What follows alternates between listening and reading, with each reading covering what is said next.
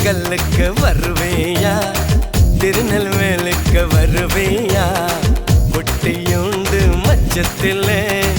அல்வா கிண்டி தருவேயா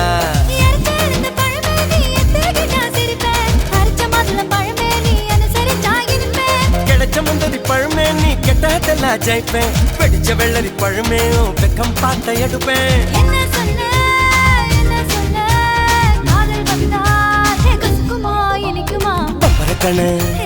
பச்சை மிளகா இஞ்சி மரப்பா இழக்க வச்சா